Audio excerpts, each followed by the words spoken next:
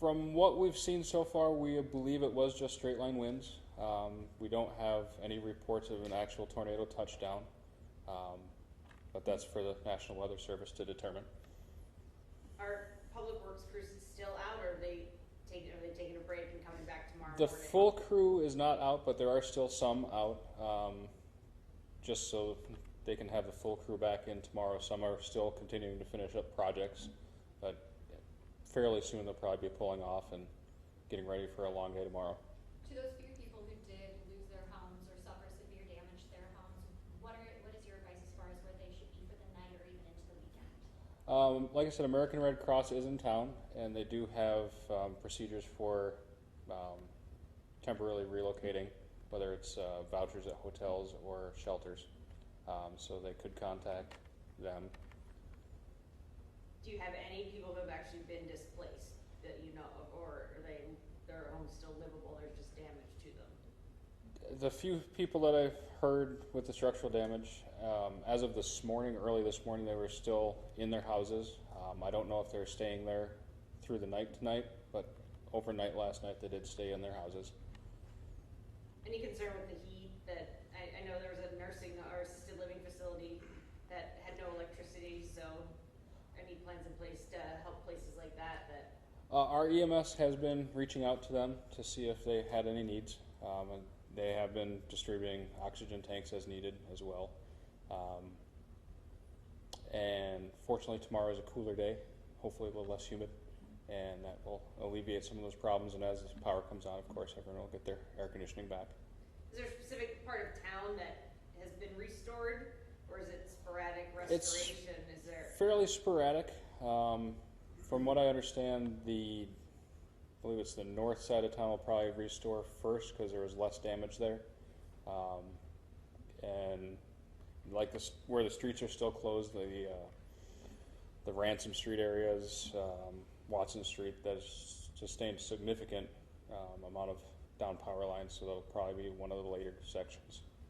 Being a small town, how have you seen the community come together over the past couple of hours? Just from what I personally witnessed in the downtown area here,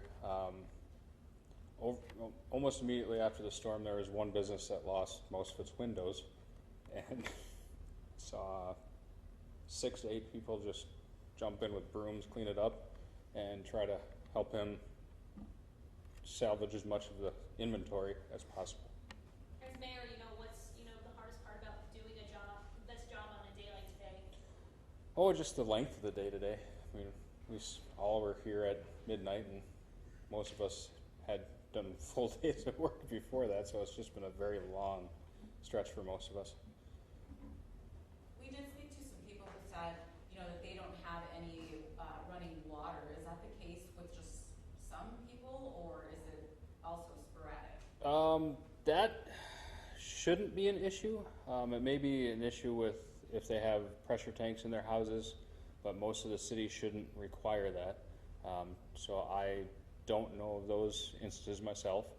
The city does have at least 2 of its 4 wells operational, one of which is enough to supply the entire city on a normal day. So our water supply is currently stable.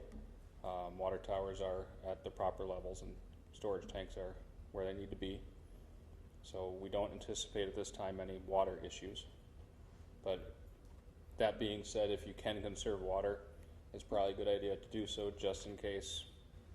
Until all the power comes back on, it's a good idea to conserve water. What kind of help, if any at all, would you be seeking from the state or the county? County, like I said, has offered quite a bit of assistance already. State level, I mean, at this point, with how we project the weekend going for cleanup, mostly financial. If the state has any financial help to offer. I mean, we have a lot of crews out getting overtime, so it's going to be a costly cleanup. We did hear about a fatality, and not within city limits, but in Fond du Lac County. How are you trying to prevent that within city limits from happening? I mean, is getting all those large trees out a priority? Or? Yes, and as the storm passed, we had Department of Public Works primarily just pushing trees to the side, getting them off the roads and out of the way so the roads are safe to travel. Any streets that wasn't possible or power lines are down, we did barricade the roads and close them and create detours around. Because primarily the power lines are the biggest issue. Secondarily, it's a car possibly driving into a tree. It's not a good idea to do that.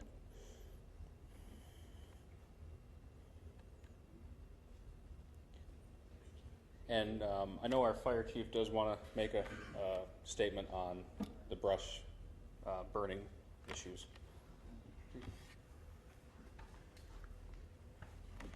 Tim Saul, Fire Chief. Two things I'd like to address are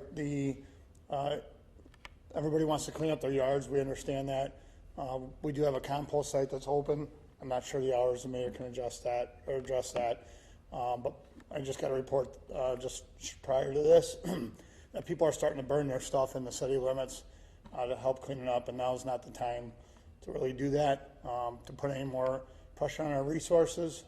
So as a reminder, please don't burn your stuff, take it to the dump, work with the city and the Department of Public Works, and they'll help you as much as possible. Obviously they have their limitations also. The other thing I wanted to address was generator safety.